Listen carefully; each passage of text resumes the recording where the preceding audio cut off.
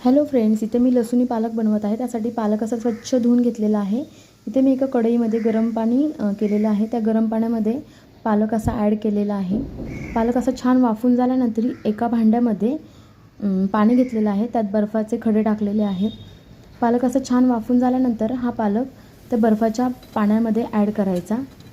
त्यानंतर पालक आणि हिरवी मिरची असं मिक्सरला वाटून घ्यायचं, अशी ग्रेव्ही बनवायची। आणि फोडणीसाठी इथे मी कढईमध्ये तेल टाकलेलं आहे। त्यामध्ये तमालपत्ता, दालचिनी, परत बाकीचं फोडणीचं साहित्य, कढीपत्ता, जिरे, मोहरी आणि लसूण बारीक ठेचून घेतलेला आहे छानपैकी। लसूण असा खूप घालायचा। त्यानंतर हे हलवून झाल्यानंतर इथे मी कांदा ॲड केलेला आहे। कांदा छान परतून झाल्यावरती असं कांद्याला गुलाबी रंग आल्यावर बाकीचे मसाले ते ॲड केलेले आहेत। लाल तिखट, कांदा मसाला,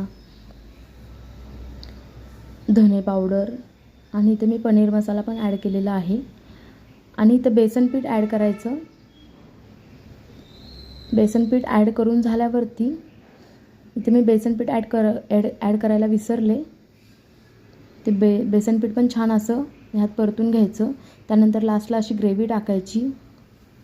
ग्रेव्ही टाकून झाल्यावरती इथे मी वाफवलेलं पाणी ॲड केलेलं आहे। तुम्ही तुमच्या आवडीनुसार यात पाणी ॲड करू शकता। लास्टला थोडं मीठ टाकायचं, कसुरी मेथी टाकलेली आहे आणि थोडी अशी दुधावरची साय टाकून आपला लसूणी पालक छान तयार झालेला आहे।